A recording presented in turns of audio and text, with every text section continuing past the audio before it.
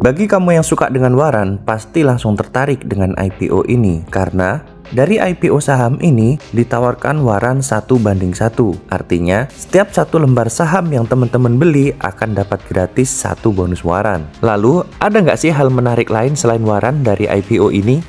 Yuk kita bahas. Tapi sebelum membahas lebih lanjut, yuk subscribe dulu YouTube Meja Saham.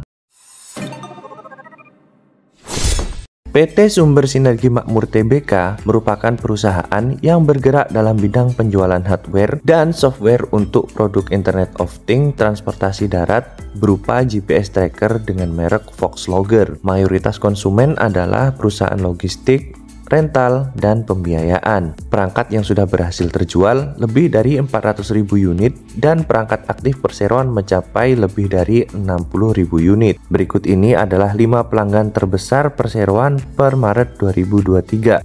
Yang pertama adalah PT SGMW Multifinance Indonesia dengan kontribusi pendapatan 15%, lalu Sinarmas Hana Finance lebih dari 5%, dan untuk Oriko Balimor Finance, Kripan Finance, dan Mizuho Leasing kurang dari 5%. Kalau dilihat dari sini, sepertinya pelanggan terbesarnya ini memang perusahaan pembiayaan ya malahan. Seharusnya, jika perusahaan ini menjual hardware dan software IoT transportasi, yang menjadi perusahaan terbesar harusnya adalah perusahaan logistik dan rental, bukan pembiayaan. Tapi aktualnya justru perusahaan pembiayaan lah yang menjadi 5 pelanggan terbesarnya. Menurut saya ini agak aneh sih. Jika teman-teman di sini ada yang tahu kenapa bisa seperti ini, tolong tulis di kolom komentar ya.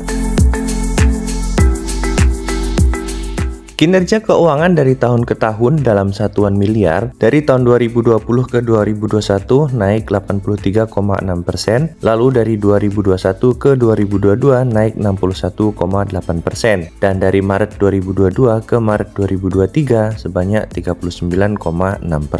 Lalu untuk pendapatan bersihnya, dari tahun 2020 ke 2021 naik 77,5%, sayangnya dari 2021 ke 2022 minus 34,4%, dan dari bulan Maret 2022 ke Maret 2023 turun 0,9%. Di sini dijelaskan, turunnya laba bersih disebabkan oleh kenaikan beban pokok pendapatan yang lebih tinggi dibandingkan dengan pertumbuhan penjualan. Menurut saya ada 2 hal yang membuat perusahaan ini kurang menarik. Yang pertama, pendapatan bersih dibandingkan pendapatan kotor, gapnya jauh sekali ya. Dari pendapatan kotor contohnya 17,2 miliar, pendapatan bersihnya cuma 1,3 miliar. Kecil sekali ya teman-teman. Dan di tahun 2022, dari pendapatan kotor sebanyak 51 miliar, pendapatan bersihnya cuma 1,5 miliar. Nggak beda jauh dengan di tahun 2020. Hal kedua yang menurut saya kurang menarik, dengan berkembangnya teknologi, saat ini mobil-mobil baru udah banyak yang dilengkapi dengan GPS tracker, dan itu udah bawaan dari pabrikan. Contoh mobil-mobil truk saat ini, itu sudah banyak yang secara default sudah diberikan fitur bawaan dari dealer. Dan ini menurut saya membuat perusahaan tracker seperti ini menjadi kurang menarik. Kalau menurut teman-teman gimana? Silahkan tulis di kolom komentar.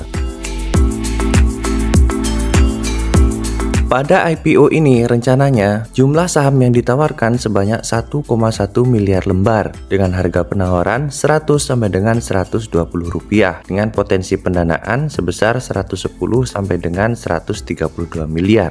Proses pencarian uang lewat IPO itu memang sangat luar biasa ya teman-teman. Contohnya perusahaan ini selama 1 tahun operasinya cuma bisa menghasilkan keuntungan bersih antara 1 miliar sampai dengan 2 miliar. Tapi dengan proses IPO hanya dalam waktu beberapa saat saja bisa memperoleh potensi pendanaan sampai dengan 110 sampai dengan 132 miliar. Luar biasa sekali ya proses IPO itu teman-teman. Bagi kamu yang mau ikutan IPO-nya, penawaran awal tanggal 14 sampai dengan 19 September 2023, lalu penawaran umum tanggal 2 sampai dengan 5 Oktober 2023, dan tanggal listing di 9 Oktober 2023.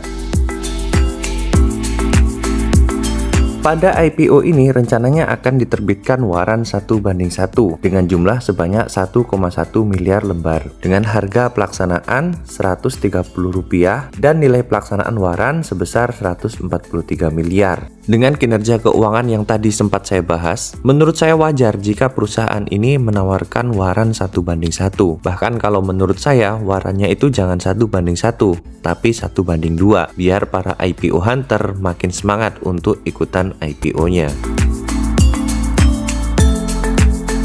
Rencana alokasi dana IPO 100% digunakan untuk modal kerja perseroan dalam rangka pembelian GPS tracker. Menurut saya sih, perusahaan GPS tracker itu nggak perlu terlalu banyak beli alat GPS tracker. Justru ada baiknya dikembangkan software yang bisa mengakses GPS yang sudah tertanam dari dealer. Selain itu, dengan semakin mudahnya teknologi GPS ini, prospek ke depan perusahaan pelacakan seperti ini menurut saya sih kurang bagus ya. Karena hari ini untuk melakukan pelacakan aset itu udah nggak sesulit zaman dulu. Ada banyak cara yang bisa dilakukan oleh perusahaan untuk melakukan pelacakan aset yang dimiliki. Jika saya buat perumpamaan, perusahaan GPS tracker seperti ini hampir sama dengan perusahaan pembuat kaos polos, yaitu perusahaan ini bisa sangat mudah sekali untuk disaingi oleh kompetitornya karena menurut saya tidak ada value lebih dari perusahaan tracker seperti ini. Hal ini merupakan opini saya ya teman-teman.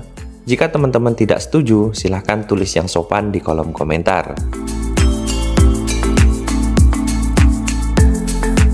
Potensi market cap Voxlogger sebesar 528 sampai dengan 634 miliar dengan price per share 9,5 kali sampai dengan 11,4 kali dan PBV 3,4 sampai dengan 3,6 kali dan PE-nya luar biasa sekali ya, 360,5 kali sampai dengan 432,6 kali. Luar biasa sekali ya teman-teman PE-nya. Pertanyaannya adalah, apakah dengan perusahaan yang kinerjanya seperti ini dan valuasinya semahal ini, harga sahamnya bisa to the moon? Ya bisa-bisa aja teman-teman. Kalau teman-teman pernah membaca buku karya Benjamin Graham, ini disebut dengan kegilaan di pasar saham. Dan teman-teman tidak perlu heran, jadi biasa aja melihat fenomena-fenomena perusahaan yang kinerjanya bisa dibilang nggak terlalu bagus dan valuasinya mahal, harga sahamnya bisa naik tinggi sekali. Tapi jangan kaget juga kalau tiba-tiba sahamnya diturunin dan langsung parkir ke gocap. Dan itulah yang namanya kegilaan di pasar saham.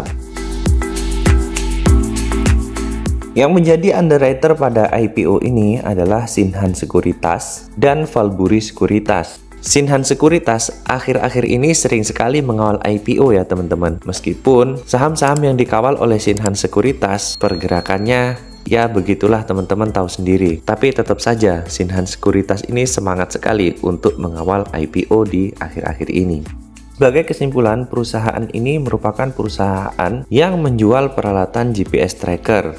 Kesimpulan yang kedua, dari sisi kinerja keuangan, keuntungan bersihnya kecil sekali ya teman-teman. Dan ini menurut saya sih kurang menarik. Kesimpulan yang ketiga, 100% dana hasil IPO digunakan untuk modal kerja pembelian peralatan GPS. Dan menurut saya ini juga kurang menarik. Kenapa? Alasannya adalah jika perusahaan ini membeli banyak sekali GPS, apakah memang benar ada permintaan yang begitu banyak dari pelanggannya? Jika ternyata pelanggannya tidak ada permintaan sebanyak itu, maka hal tersebut hanya akan menuhin stok dari perusahaan ini. Kesimpulan yang keempat, valuasi perusahaan ini mahal sekali ya teman-teman, karena dilihat dari sisi manapun memang valuasinya mahal teman-teman. Apalagi kalau dilihat dari sisi PE-nya ya, itu benar-benar di luar nurul.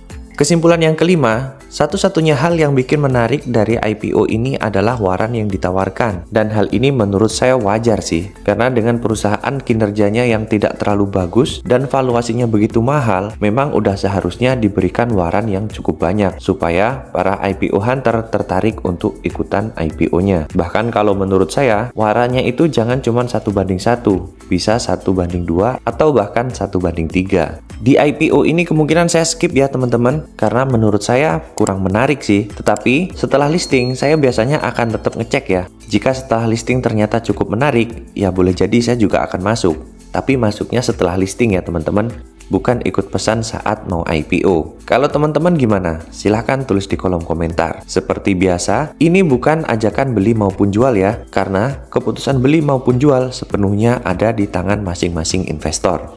Dan bagi kamu yang nggak mau ketinggalan info terkini mengenai saham dan pembahasan IPO menarik, yuk subscribe dulu YouTube Meja Saham.